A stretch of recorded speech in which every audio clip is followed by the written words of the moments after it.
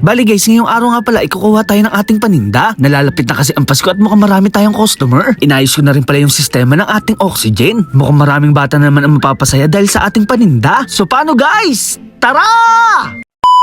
Ngayong araw nga pala guys, maglilinis tayo ng aquarium. Medyo matagal-tagal nga tong natenga dahil ito ay ating pinagawa. Aayusin na rin pala natin itong ating oxygen system. Hindi na rin kasi maganda at hindi na rin kaaya-aya ang kanilang itsura. Kung matatandaan nyo nga, ito dapat yung ating paglalagyan ng beta. Naisip ko nga na masyadong malaki to para sa kanila. Pinalagyan ko nga pala ito ng sealant nung nakaraan. Tumatagos kasi ang tubig dito papunta sa kabila. Kapag nagkakasakit naman ang ating mga isda ay naghahawa-hawa na sila. Dahil kasi sa butas ay nagkakaroon ng cross-contamination. Mamaya nga pala ipipick upin natin yung ating mga in-order. Naisip ko kasi na malapit na ang Pasko at magbebenta tayo ng maraming isda. Bagong tubig nga pala ang ating ilalagay. Mamaya nga pala ay maglalagay din tayo dito ng anti-chlorine. Marami nga pala nagtatanong kung anong gamit nating tubig. Tubig gripo lang pala yung ating ginagamit at ating itong pinoproseso. Papalitan na rin pala natin itong ating splitter. May nagbigay kasi sa atin na kaibigan na talaga naman ating mapapakinabangan. Di hamak nga na mas malaki to at maraming paggagamitan. Maglalagay na rin pala tayo ng controller para matimpla natin ng hangin. Kakailanganin lang natin ng konting pasensya. Nagputol-putol kasi ako dito ng maraming hose para sa ating splitter. Kahit papano naman mas maganda na tong tingnan, hindi tulad kanina. Dalawang controller na nga lang pala ang ating kailangan at kumpleto na. Tamang-tama naman puno na ang ating tubig at makakabili na tayo ng iba pa nating kailangan. Pipikapin na kasi natin guys yung mga in-order nating isda. At dahil malapit na rin ang New Year, magsa-soundcheck muna tayo.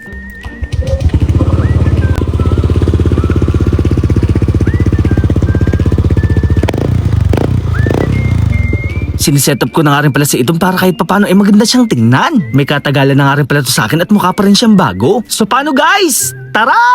Ang wish ko nga lang guys, hindi bumuhos ang malakas na ulan. Kakalinis ko lang kasi kay Itong at nilagyan pa natin siya ng papakintab. Bali guys, nakuha ko na nga pala yung ating paninda. Nakabili na rin tayo ng iba pa nating kailangan. Magbebenta na rin kasi tayo ng mga accessories. Bali guys, umorder nga pala ako ng PKBM. Mga marble nga pala to at napakaganda na kanilang kulay. Kumuha din ako ng PKBM na Sunkiss. Kumuha din tayo ng mga mole na 100 pieces. Mga normal strain nga lang pala to para sa mga bata. Naglagay na nga rin pala tayo dito ng anti-chlorine. Ito nga rin pala ang tinatawag na water conditioner. At para maiwasan din ang pagka-water shock ng ating mga isda, naglagay na rin pala ako ng bagong labarak para may tirahan ang good bacteria. At para nga mas magandang tingnan, naglagay pa ako ng mga halaman. Aqua plants nga pala to na nabibili sa pet shop. Ang mga mole nga pala ay nabubuhay kahit walang oxygen. Katulad nga pala sila ng mga gapi at mga beta. Kahit papano nga ay maglalagay pa rin tayo. Mas maganda kasi tingnan kapag gumagalaw ang ating tubig. Nagsisirculate din kasi to at yun ang gustong gusto ng ating mga isda. Mas gaganda pa nga ito kapag nilagyan natin ng ilaw. Yung nakita nga pala ng mga bata to, agad silang naglapitan. Tuwang-tuwa nga pala sila dahil meron na naman tayong bagong paninda. O diba guys, napakaganda. Parang nasa totoong pet shop na nga pala tayo dahil sa kanilang itsura. Nilagay ko na nga rin pala dito ang ating mga pako at Oscar fish. Napakabilis na nga pala nilang lumaki. Sa mga gusto nga pala mag-avail, open ang ating mini pet shop. Available na rin pala ang mga gamot at mga vitamins. Meron na rin pala tayong mga available na betta fish. So paano guys, hanggang dito na lang. Maraming salamat sa panonood.